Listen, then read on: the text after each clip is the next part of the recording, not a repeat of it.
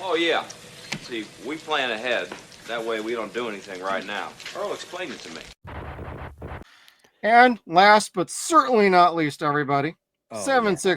765-874 Unification. We are not playing this. Paramount's being supreme dicks about this. Just ask just about anybody, including RMB, Robert Meyer Burnett.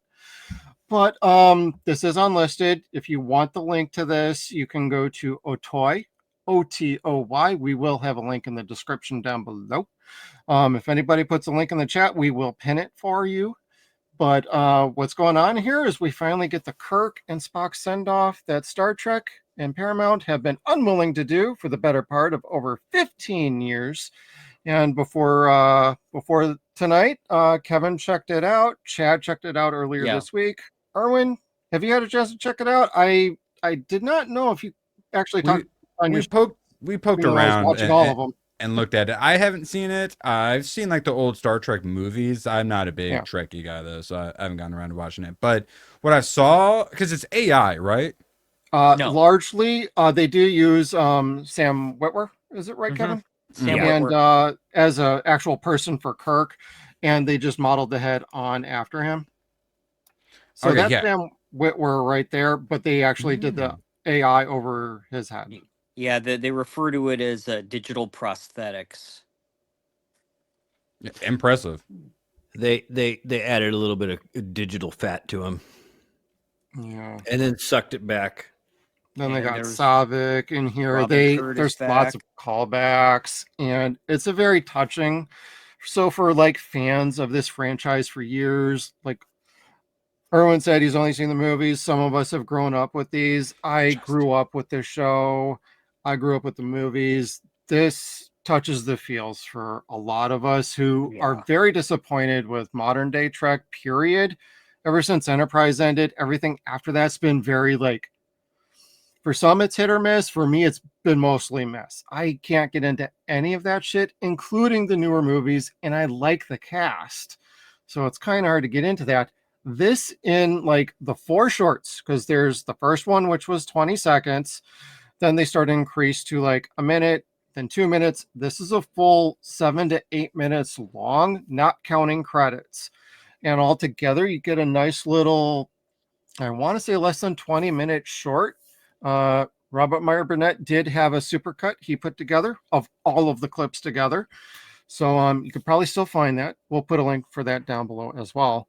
But altogether, this is very poetic. It's very, it's got a lot of Easter eggs in it. It's got a lot of meaning to it, a lot of callbacks.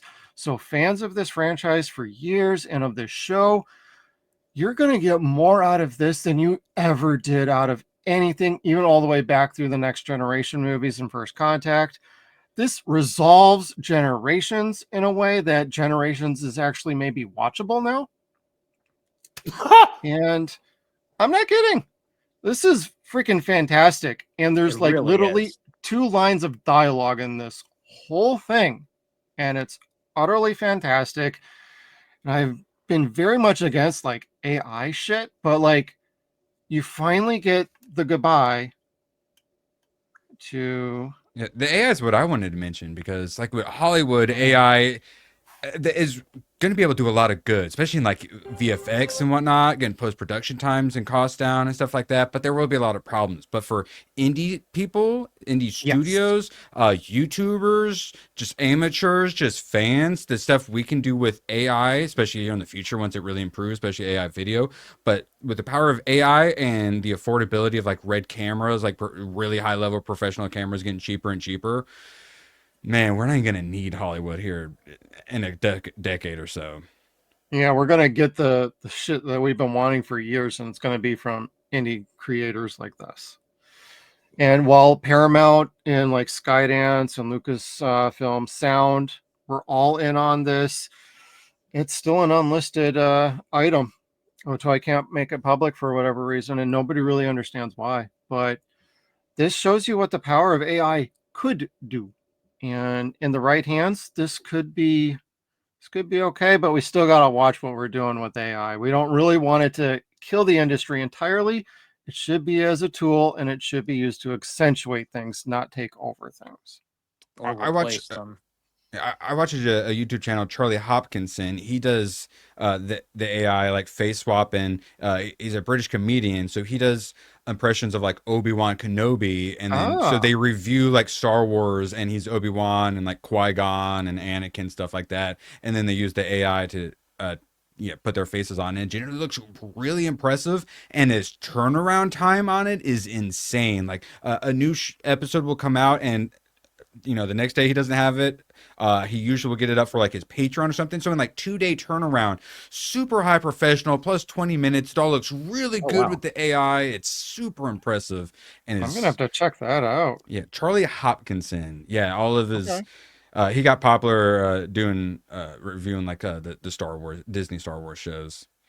Okay. And it's really impressive. Are we about to sell out? I'm more interested in what indie creators do with AI than I am with Hollywood and what they do with AI. Yeah, we got our buddy AI Forge out there who's doing like the 1950s, 30s, and 40s super Panavision for like Mm. Thundar the Barbarian, Pirates of Darkwater, all these fantastic things. The Space Ghost one I absolutely loved. And man, there's some good work out there for indie creators. Now, Chad, you're a Star Trek fan. I want to Yes. touch base with you. What did you think about this when I brought it to you? When you told me that it was a tearjerker, you weren't fucking kidding. I mean, this had so much heart, and like you said, there was only a couple lines of dialogue, 20-ish minutes, and it hits you in the feels harder than God most TV these days. And one of the things that I liked about this, and I know a lot of new Trek is more miss than hit for you, but the fact that they were able to link this in, not just with the TOS era, but with the Kelvin movies, with the Discovery, with Picard, they basically they brought the whole franchise together in a way. They took different parts of the series that aren't going to even meet normally just because of different timelines or where they're at in a said timeline, and they turned it into a more cohesive whole. So I Mhm. mean that's what I mean, because you've got Savick back, And Spock's kid with Savick. and Spock's kid with Savick. Then also Kirk being able to go into the Kelvin timeline to say goodbye to Spock before he dies. The alien they show in a season 1 Next Generation uniform, he was shown in an episode of Star Trek Discovery, or at least that guy. An image of him was Discovery was in the late 31st century. That guy actually came from the Kelvin timeline, was stranded in the Next Generation era, died a horrible death because of how far he was from his home dimension, basically. And which is actually one of the cool things about it is the person giving the rundown to the characters was played by David Cronenberg. So you had Oh, Cronenberg in the last 2 or 3 seasons of Discovery. I thought that was really fucking awesome. Go Cronenberg. Yeah, played a guy named Dr. Kovich, who Okay. also uh, ties in with Enterprise. But just Oh, the fact yeah. that they took so many different parts of the franchise and melded it together. I mean, just the fact that you've got Kirk back, in a blink and you miss it part in an episode of season 3 of Picard. They're at Daystrom Station, run Oh, by yeah. Section 31. They show Kirk's remains. So him being resurrected here makes more sense than it did in the self-insert fan fiction Shatner wrote back in the 90s and the 2000s. Yeah. Kevin, got any thoughts on this before we say goodnight to everybody? I just thought that was really neat. I like Sam Witwer as an actor. I thought they did a great job making him look just like Kirk. I They think did. seeing him as Kirk makes me want to see him play Kirk in a Star Trek role, whether albeit movie, TV series. I'd love to see him get that chance. I think that would be cool. And as far as why they're making this a private video, it's clearly so somebody doesn't get paid for it. Like that's that's that's how the studios make money now, is like by not allowing actors to make residuals or what have you. They suck. Interesting. That's a thought. I mean, they have the other 3 videos that you can watch, no problem. Like, what is it? Reunification or regeneration, memory wall, and then just 765-874.